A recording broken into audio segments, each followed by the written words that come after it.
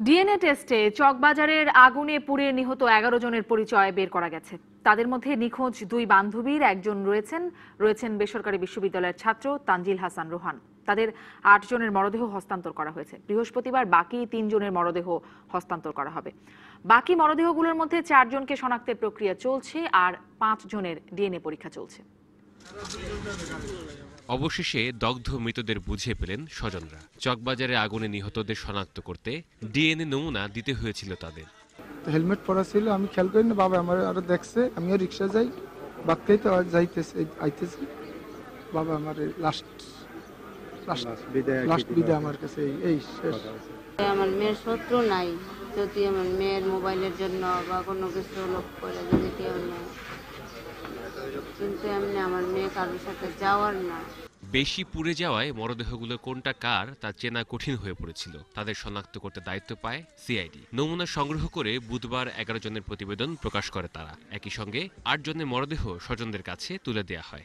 উনি একলাই চা খাইতে গেছে, চা খাওয়ার গেছে পর আর উনি আর ওই আগুন লাগার পর আর বাড়িতে আসে নাই। দেরি হতে আমি আবার ফোন দিছি যে কি ব্যাপার, তুমি এত রাত করতেছো, আয়ো না যখন। আমি জামে আছি, আইতে অনেক দেরি হইব। আমার স্বামীর সন্ধান আজকে আমি পাইছি যে আমার স্বামী মারা গেছে। এই দফায় গার্হস্থ্য অর্থনীতি কলেজের ছাত্রী ফাতেমাতুজ জোহরা বৃষ্টি, নাসরিন জাহান, সালে আহমেদ, নর্থ সাউথ বিশ্ববিদ্যালয়ের ছাত্র তানজিল হাসান রোহান, নুরুজ্জামান হাওলাদার, আহসানুল্লাহ, শাহিন আহমেদ ও এনামুল হকের মরদেহ হস্তান্তর করা হয়েছে। এখানে আমাদের 8 জনের স্বজনরা এসেছেন, তাদের লাশ আমরা হস্তান্তর করে ফেলেছি মরদেহ। আর বাকি 3 জনের স্বজনরা জানিয়েছেন তারা আগামীকাল আসবেন।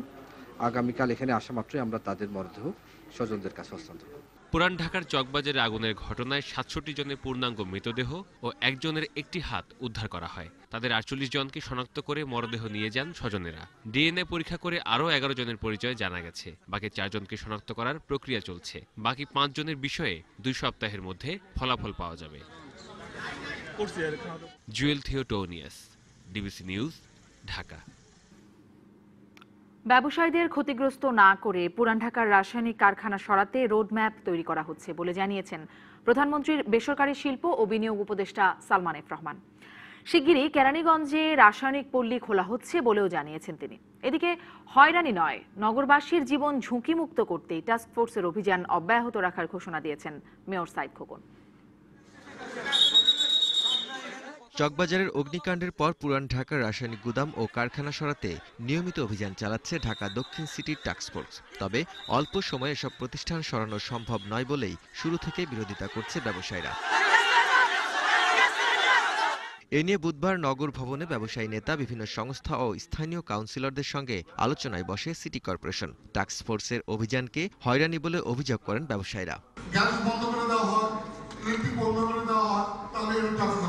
কথা বলতে দেয় না আমাদেরকে, কথা বলতে গেলে 10 লাখ পেশেন্ট জরিমানা করে বলা হয়। মিনিমাম অন্ততপক্ষে 6 মাস সময় দেন। রাসায়নিক কারখানা সরাতে সময়সীমা বেঁধে দেওয়া সহ ব্যবসায়ীদের বিভিন্ন দাবি মেনে নেওয়ার আশ্বাস দেওয়া হয়। ব্যবসায়ীদের হয়রানি না করে তাদের ব্যবসার কিভাবে সুযোগ করে দেওয়া যায়, এই কাজটি কত মুনশিয়ানার সাথে করা যায়, সেটি হচ্ছে সরকারের জন্য, আপনাদের জন্য, আমাদের সকলের জন্য চ্যালেঞ্জ। বাট আমি চাইছি কি সময় বাড়ানো উচিত, সেভাবে রিকভার করছি, বা তার মধ্যে কিন্তু আপনারাও কিছু প্রস্তুতি নিতে থাকেন। কতটুক অ্যামাউন্ট কাঁচামাল মজুদ রেখে এবং ফায়ার সেফটি ব্যবস্থা মেনটেন করে এবং আলোচনা করে সময়টা আমাদের জন্য প্রয়োজন রিলোকেট করার জন্য।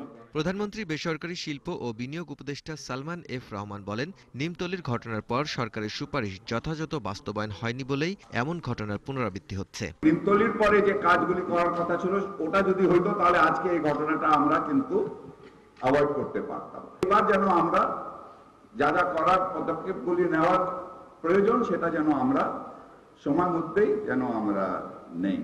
অভিযানে ব্যবসায়ীরা যেন হয়রানির শিকার না হয় সে বিষয়ে আশ্বাস দেন মেয়র সাইদ খোকন। তবে কোনো অবস্থাতেই অভিযান বন্ধ হবে না বলেও জানান তিনি। অগ্নিকাণ্ডের জন্য সহায়ক এমন কোন কেমিক্যাল টাস্ক ফোর্স নিশ্চিত হন তাহলে তাকে অবশ্যই আইনের আওতায় আনতে হবে।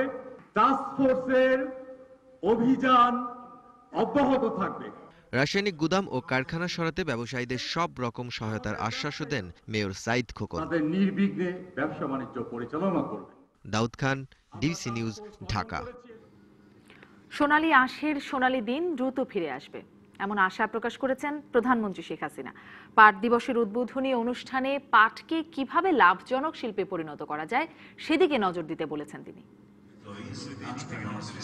সকালে বঙ্গবন্ধু আন্তর্জাতিক সম্মেলন কেন্দ্রে জাতীয় পাট দিবসের অনুষ্ঠানে যোগ দেন প্রধানমন্ত্রী শেখ হাসিনা। পাট খাতে অবদান রাখার জন্য এবছর 14 ক্যাটাগরিতে ব্যক্তি ও প্রতিষ্ঠানের কাছে পুরস্কার তুলে দেন তিনি। অনুষ্ঠানে প্রধানমন্ত্রী বলেন, পাট পরিবেশ বান্ধব ও সম্ভাবনাময় শিল্প। পাটের বহুমুখী ব্যবহার বাড়াতে ও গবেষণার উপর জোর দেন তিনি।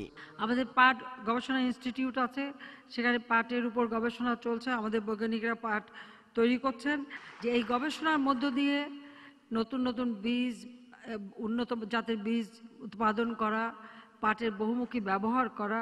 কারণ পাটের কোনো কিছুই ফেলা যায় না। পাটের পাতাটা এটা কিন্তু একটা ভালো সবজি, আমরা পাট শাক খাই, কিন্তু পাট শাকের উপকারিতাটা কি? পাট শাকে আয়রন বেশি। পাট শাক মানে ডায়রিয়া, ডিসেন্ট্রি, জ্বর থেকে শুরু করে নানা ধরনের রোগের কিন্তু প্রতিষেধক। আবার এই যে পাটের পাতা যে মাটিতে পড়ে, ওই জায়গার কিন্তু মানে আসলে ওখানকার উর্বরতাও বৃদ্ধি করে। কারণ পাটের পরে যখন ধান, পাটের সোনালী আঁশের গৌরব দ্রুত ফিরে আসবে বলে আশা প্রকাশ করেন শেখ হাসিনা। আমরা অন্যান্য খাতে অনেক প্রণোদনা দিচ্ছি, তো এখানে আমরা প্রণোদনা দেব যাতে করে এই খাতের মধ্য দিয়ে তারাও ব্যবসা বাণিজ্য করে আমার দেশের পণ্যটাকে আরও গুরুত্বপূর্ণ করে বিদেশে রপ্তানি করতে পারে। এই পাটকে, এই সোনালী আঁশ, তার সোনালী দিন আবার আমরা ফিরিয়ে আনতে পারবো বলে আমি মনে করি। এবং তার জন্য আমাদের এই পাট শিল্পটাকে টিকিয়ে রাখতে হবে, এই কারণেই যে সঙ্গে আমাদের কৃষকদের ভাগ্য জড়িত, আমাদের মানুষের ভাগ্য জড়িত। বর্তমানে দেশে প্রায় 4 কোটি মানুষ প্রত্যক্ষ বা পরোক্ষভাবে পাট ও পাটজাত পণ্য উৎপাদনে নিয়োজিত। মাঠ পর্যায়ে 280 ধরনের পাটজাত পণ্য উৎপাদন হচ্ছে। Bijan Kumar Das, DBC news, Dhaka. কুমিল্লায় বাসে পেট্রোল বোমায় মানুষ পুড়িয়ে মারার মামলায় 6 মাসের জামিন পেয়েছেন বিএনপি চেয়ারপারসন খালেদা জিয়া। খালেদা জিয়ার আবেদন শুনানিতে বিচারপতি AK-M আসাদুজ্জামান ও বিচারপতি SM মুজিবুর রহমানের সমন্বয়ে গঠিত হাইকোর্ট বেঞ্চ এই আদেশ দেন। তবে এই মামলায় জামিন হলেও অন্য মামলা থাকায় খালেদা জিয়া এখনই মুক্তি পাচ্ছেন না। এদিকে জামিন আদেশের বিরুদ্ধে আপিল বিভাগে আবেদন করা হবে বলে জানিয়েছেন deputy attorney general Mohammad Bashirullah.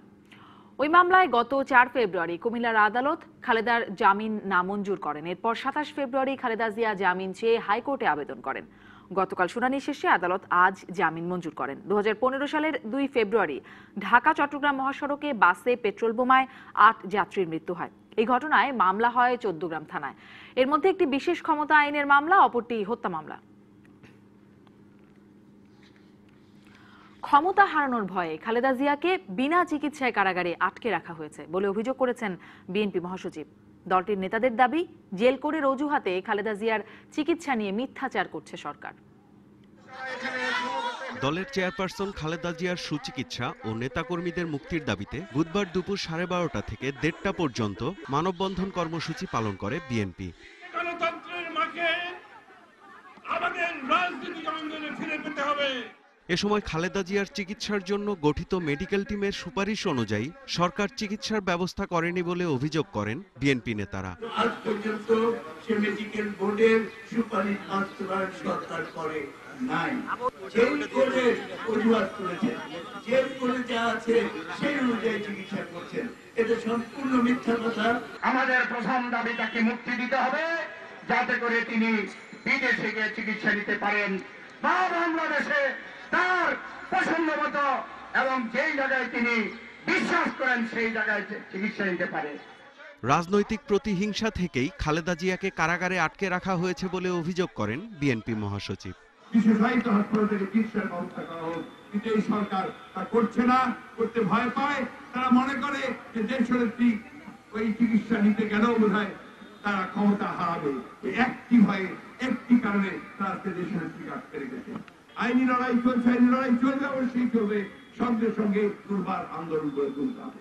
চিকিৎসায় গাফিলতির কারণে খালেদা জিয়ার কিছু হলে তার দায় সরকারকেই নিতে হবে বলে হুঁশিয়ারি দেন বক্তারা। দেশনেত্রী বেগম খালেদা জিয়ার যদি কিছু হয়, এর জন্য দায়িত্ব বহন করবে আজকের এই সরকার। Saiful Islam, DBC news, Dhaka. জামায়াতের সঙ্গ ছেড়ে বিএনপিকে জাতির কাছে ক্ষমা চাওয়ার পরামর্শ দিয়েছেন তথ্যমন্ত্রী ডক্টর হাসান মাহমুদ।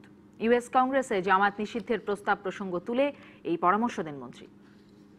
আমি আশা করব বিএনপি ইউএস কংগ্রেসের এই প্রস্তাবের পর তারা জামাতের সাথে ইমিডিয়েটলি সমস্ত সম্পর্ক ছিন্ন করেছে এই ঘোষণা দিবে এবং এতদিন ধরে যে জামাতকে আশ্রয় প্রশ্রয় দিয়েছে তাদের সাথে সরকার গঠন করেছে সেজন্য জাতির কাছে এবং বিশ্ব সম্প্রদায়ের কাছে ক্ষমা চাইবে।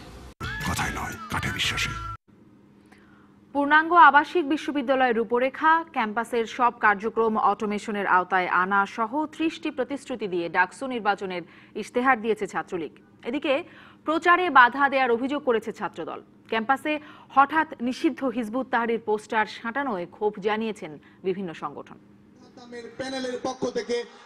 বুধবার দুপুরে ঢাকা বিশ্ববিদ্যালয়ের অপরাজয় বাংলার পাদদেশে সম্মিলিত শিক্ষার্থী সংসদের প্যানেল পরিচিতি সভার আয়োজন করে ছাত্রলীগ।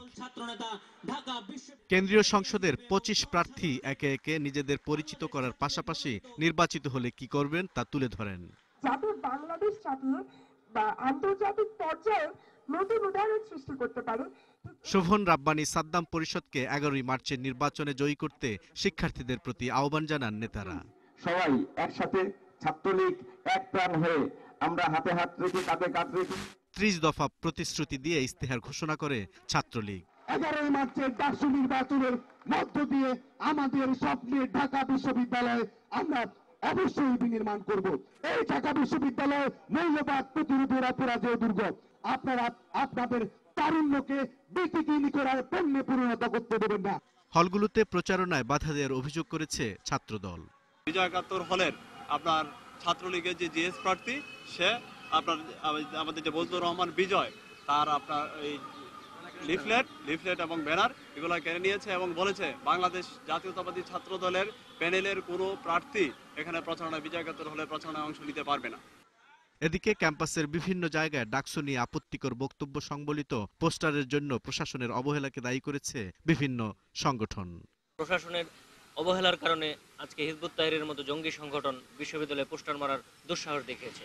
আমরা যতদূর দেখেছি সেগুলো আমরা আমাদের ছাত্রলীগের কর্মীদের মাধ্যমে সেগুলো ছিঁড়ে ফেলার ব্যবস্থা করেছি। বিশ্ববিদ্যালয় প্রশাসন সরাসরি এখানে যেগুলোকে বাধা দেওয়ার কথা সেগুলো তারা বাধা দিচ্ছে না, ফলে এখানে আরো নানা ধরনের শক্তি, এখানে সাম্প্রদায়িক শক্তি, তারা এখানে এই সুযোগটা কাজে লাগিয়ে এই ধরনের তৎপরতা চালাচ্ছে। ফলে আমরা পরিষ্কারভাবে বলতে চাই বিশ্ববিদ্যালয় প্রশাসনকে এখানে উদ্যোগী হয়ে এই ধরনের তৎপরতা বন্ধের ব্যাপারে এখানে অগ্রণী ভূমিকা রাখতে হবে। এ বিষয়ে প্রশাসন ব্যবস্থা নেওয়ার কথা বলছে। আমরা এই সমস্ত কাগজপত্র জব্দ এবং যারা এগুলো লাগানোর চেষ্টা করছে ঢাকা বিশ্ববিদ্যালয়ে তাদেরকে চিহ্নিত করার জন্য অলরেডি আমি টিম পাঠিয়েছি। Bulbul Reza, DBC news, Dhaka. DBC সংবাদের এই পর্যায়ে নিচ্ছি একটা বিরতি, সাথেই থাকুন। সিঙ্গাপুরের মাউন্ট এলিজাবেথ হাসপাতালে আওয়ামী লীগের সাধারণ সম্পাদক ও সড়ক মন্ত্রী ওবায়দুল কাদেরের শারীরিক অবস্থার উন্নতি হচ্ছে। তার বাইপাস সার্জারির কথা ভাবছেন সিঙ্গাপুরের চিকিৎসকরা। সকালে সিঙ্গাপুরে অবস্থানরত বঙ্গবন্ধু শেখ মুজিব মেডিকেল বিশ্ববিদ্যালয় ও হাসপাতালের চিকিৎসক অধ্যাপক আবু নাসের রিজভী এসব তথ্য জানিয়েছেন। সিঙ্গাপুরের মাউন্ট এলিজাবেথ হাসপাতালে আওয়ামী লীগের সাধারণ সম্পাদক ওবায়দুল কাদেরের শারীরিক অবস্থার উন্নতি হচ্ছে। চিকিৎসকদের বরাত দিয়ে তার সঙ্গে থাকা বঙ্গবন্ধু শেখ মুজিব মেডিকেল বিশ্ববিদ্যালয়ের অধ্যাপক আবু নাসার রিজভী জানান, ওবায়দুল কাদেরের রক্তচাপ এবং ডায়াবেটিস নিয়ন্ত্রণে রয়েছে। কিডনি ও রক্তে সংক্রমণের যে সমস্যাগুলো ছিল তাও অনেকটা নিয়ন্ত্রণে চলে এসেছে। ওনার কিডনি এখন খুবই স্টেবল আছে, ওনার ইনফেকশনের রেট অনেক কমে গেছে, ব্লাড কাউন্ট যেটা 40,000 ছিল ওটা এখন 12,000 চলে আসছে, ইউরিন আউটপুটও ভালো আছে, হার্টের কন্ডিশন, প্রেশার এবং হার্টবিট এগুলো খুব ভালো আছে। আর ধানমন্ডিতে আওয়ামী লীগের সভাপতির কার্যালয়ে এক সংবাদ সম্মেলনে দলের যুগ্ম সাধারণ সম্পাদক মাহবুবুল আলম হানিফ জানান, শারীরিক অবস্থার আরও উন্নতি হলে ওবায়দুল কাদেরের বাইপাস সার্জারির সিদ্ধান্ত নেওয়া হবে। যদি এইভাবে যদি দ্রুত উন্নতির দিকে যায় তাহলে হয়তো আগামী এক সপ্তাহের মধ্যেই তার অবস্থাটা প্রায় স্বাভাবিকের কাছাকাছি আসবে এবং তারপরে হয়তো ওনার যে হার্টে ব্লক আছে সেই ব্লকগুলো বাইপাস সার্জারির মাধ্যমে হয়তো এটাকে পরিষ্কার করা হবে। এক প্রশ্নের জবাবে সড়ক পরিবহন ও সেতুমন্ত্রী ওবায়দুল কাদেরের চিকিৎসার সাথে বিএনপি চেয়ারপারসন খালেদা জিয়ার চিকিৎসার তুলনা করা দুঃখজনক বলে মন্তব্য করেন তিনি। ওবায়দুল কাদের সাহেব শুধু আওয়ামী লীগের সাধারণ সম্পাদক নয়, উনি এই দেশের স্বাধীনতা সংগ্রামের জন্য, এই দেশের মুক্তির জন্য জীবন বাজি রেখে যুদ্ধ করেছিলেন। দেশের শ্রেষ্ঠ সন্তানদের মধ্যে একজন। তার সঙ্গে আর একজন যিনি পাকিস্তানের সহযোগী ছিলেন, তার সঙ্গে কম্পেয়ার করার কোনো সুযোগ নেই। সড়ক পরিবহন ও সেতুমন্ত্রী ওবায়দুল কাদের গত রবিবার সকালে শ্বাসকষ্ট নিয়ে বঙ্গবন্ধু মেডিকেলে ভর্তি হন। সেখানে এনজিওগ্রামে তার হৃৎপিণ্ডের রক্তনালীতে 3টি ব্লক ধরা পড়ে। এছাড়া তার ডায়াবেটিস ও ফুসফুসে সমস্যা রয়েছে। হিমেল মাহবুব, ডিবিসি নিউজ, ঢাকা।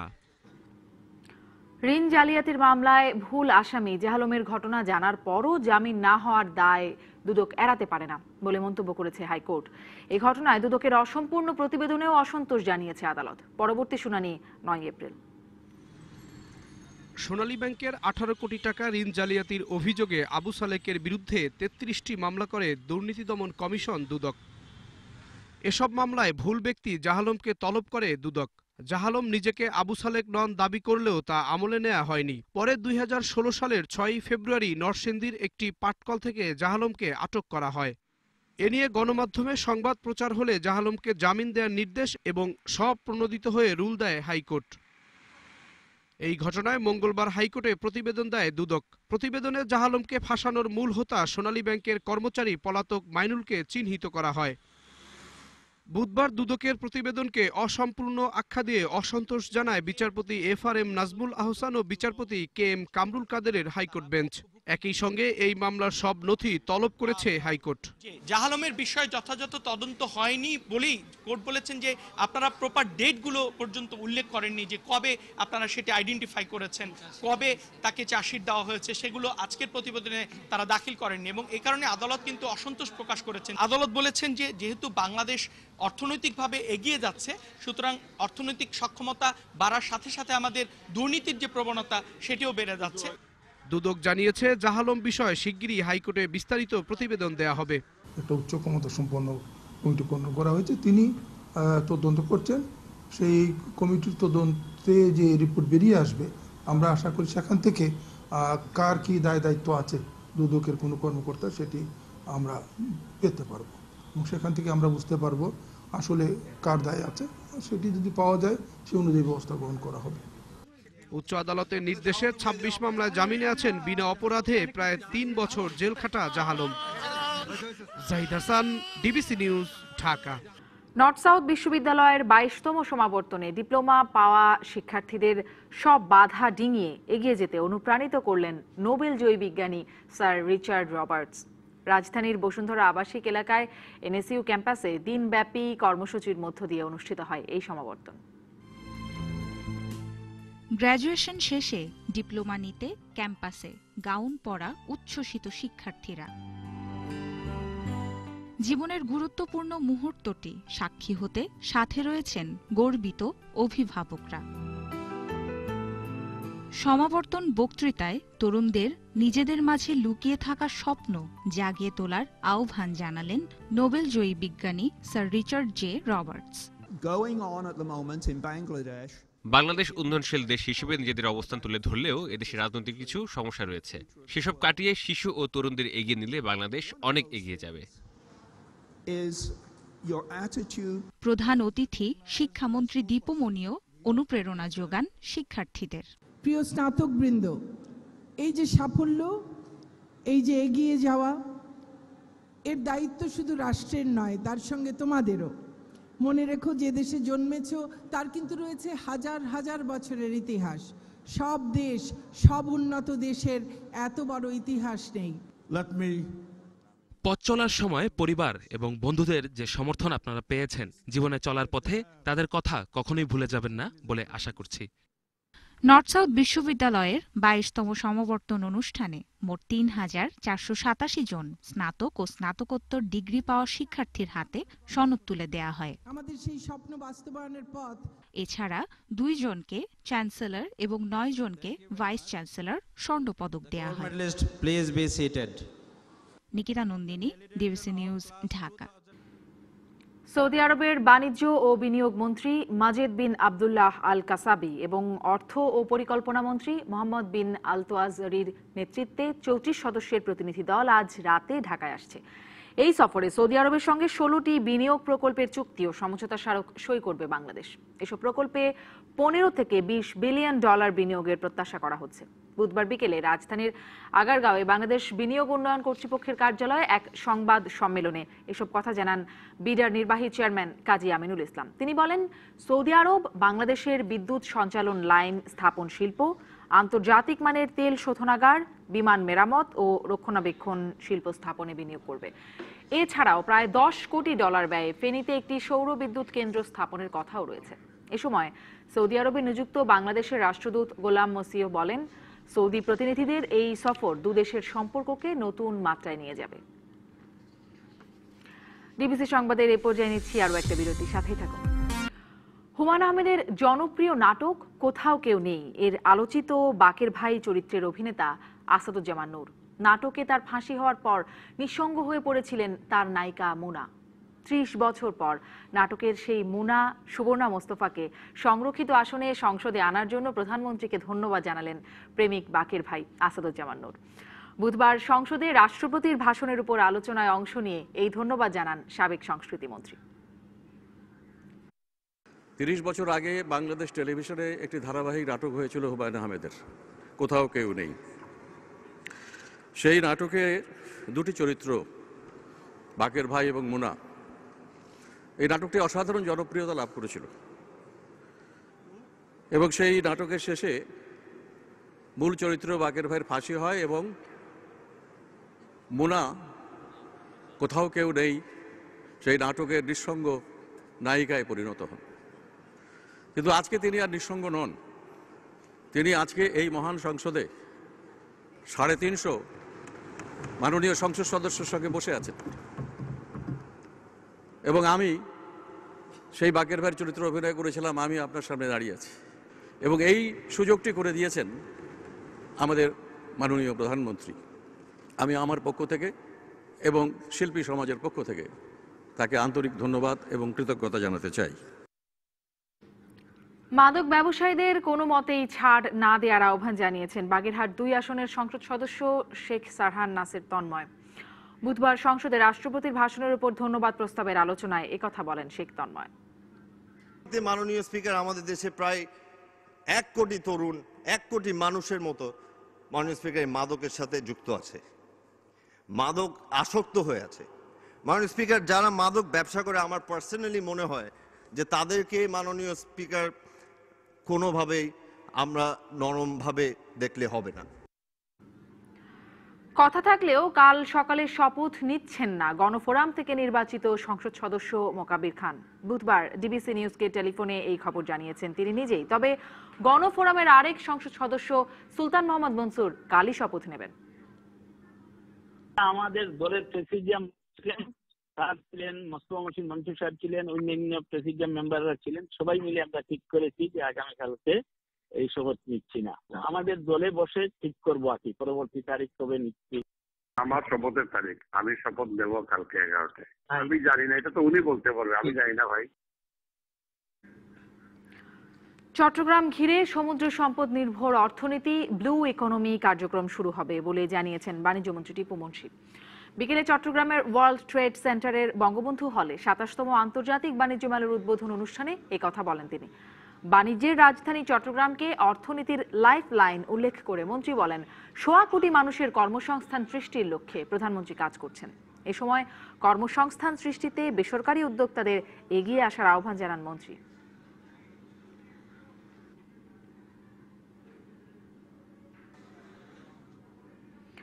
বৈরী আবহাওয়ায় জাহাজ চলাচল বন্ধ থাকায় টেকনাফের সেন্ট মার্টিন দ্বীপে আটকা পড়েছেন 2000-এরও বেশি পর্যটক। তাদের যেন অসুবিধা না হয় সেজন্য হোটেলগুলোকে নির্দেশ দিয়েছে প্রশাসন। আমরা 40 জনের একটা টিম বিশ্ববিদ্যালয়ে যে স্টাডি ট্যুরে আসলাম, তো 2 দিনের জন্য আসলাম। আসার পরে আজকে আমাদের 3টায় এখান থেকে চলে যাওয়ার কথা ছিল, কিন্তু বৈরী আবহাওয়ার কারণে আমরা যেতে পারছি না। কুমিল্লা থেকে আসছি, এখন আমরা যেতে পারতেছি না, এখানে আমাদের সামুদ্রিক অবস্থা খুবই খারাপ। প্রায় 2000-এর মতো পর্যটক সেন্ট মার্টিনে বর্তমানে অবস্থান করছেন। তো তো আগামীকাল বা আজকের মধ্যে যদি কোনো আমরা সতর্ক সংকেতের কোনো পরিবর্তন হয়, নামিয়ে দেওয়া হয়, তাহলে সেক্ষেত্রে আগামীকাল আমরা শিপ বা অন্যান্য জলযান পাঠানোর ব্যবস্থা করব। পিরোজপুরের কচা নদীর টগরা চরখালি রুটের ফেরি বিকল হয়ে বন্ধ রয়েছে পারাপার। এতে ভোগান্তিতে পড়েছে এই ফেরিঘাট দিয়ে চলাচলকারী দক্ষিণাঞ্চলের 13টি রুটের যাত্রীরা। দুপুরে একটি ফেরির গিয়ার বক্স ভেঙে গেলে আরেকটি ফেরি দিয়ে যানবাহন পারাপার শুরু হয়। পরে সেটিরও পাখা ভেঙে গেলে বন্ধ হয়ে যায় পারাপার। ফলে দুই পারে যানবাহনের দীর্ঘ লাইন তৈরি হয়েছে। অন্যদিকে ফেরি চলাচল বন্ধ থাকায় অতিরিক্ত খরচ এবং জীবনের ঝুঁকি নিয়ে ট্রলারে করে নদী পার হচ্ছেন শত শত মানুষ। এদিকে ফেরি দুটি মেরামতের জন্য বরিশাল ফেরি বিভাগের টেকনিশিয়ান কাজ করছেন। সিলেটের শিবগঞ্জে মণিপুরী তাঁত প্রশিক্ষণ ও উন্নয়ন কেন্দ্রের ভূমি রক্ষার দাবিতে মানববন্ধন করেছে মণিপুরী নাগরিক সমাজ। দুপুরে নগরীর কেন্দ্রীয় শহীদ মিনারে বৃহত্তর সিলেটের সম্মিলিত মণিপুরী নাগরিক সমাজের উদ্যোগে এই মানববন্ধনের আয়োজন করা হয়। এ সময় ভূমি জালিয়াত চক্রকে আইনের আওতায় আনার দাবি জানানো হয়। বক্তারা বলেন, সিলেট সিটির শিবগঞ্জ মণিপুরী পাড়ায় লিজের সম্পত্তিতে দীর্ঘদিন ধরে তাঁত প্রশিক্ষণ ও মণিপুরীদের কেন্দ্রীয় আর্থসামাজিক ও সাংস্কৃতিক উন্নয়ন কার্যক্রম পরিচালিত হয়ে আসছে। তবে প্রতিষ্ঠানটি ধ্বংসের জন্য চিহ্নিত জামায়াত শিবির ক্যাডারদের সহায়তায় একটি মহল ভূমি গ্রাসের চেষ্টা করছে বলে অভিযোগ করেছেন মানববন্ধনে অংশগ্রহণকারীরা।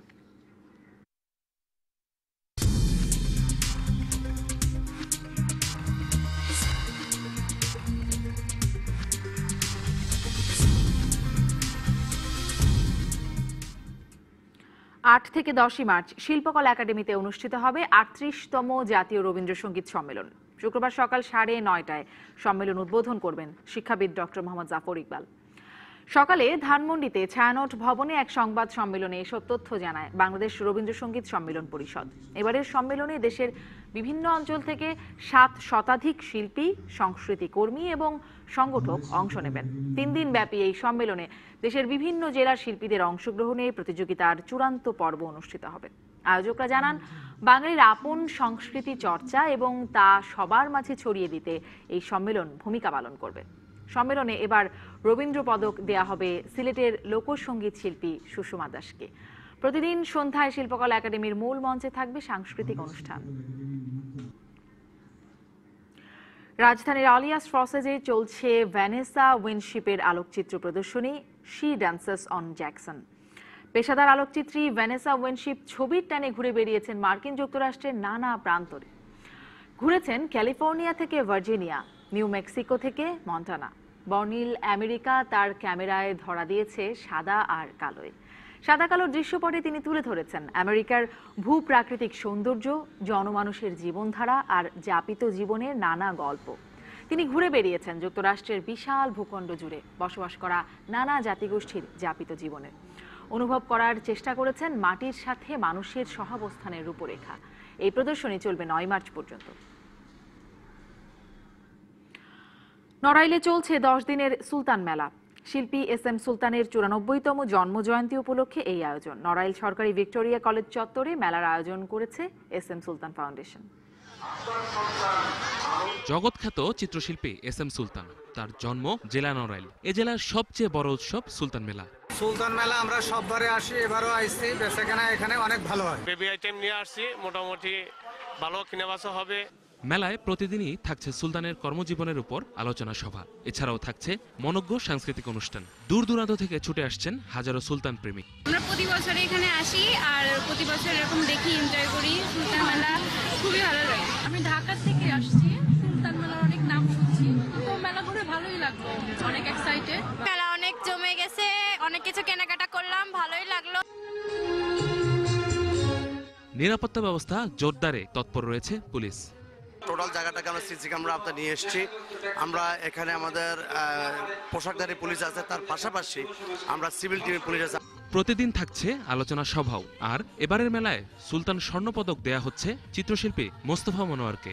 আমাদের এই নড়াইলের যারা বিভিন্ন ক্ষেত্রে বিশেষ অবদান রেখেছেন, রাজনীতিবিদ বা আমাদের বিভিন্ন শিল্প সাহিত্য অঙ্গনে, সাংস্কৃতিক অঙ্গনে, তাদের নিয়ে আমাদের আলোচনা সভা আছে। সুলতান পদক পাবেন মোস্তফা মনোয়ার। সুলতান মেলা চলবে 12 মার্চ পর্যন্ত। DBC news desk.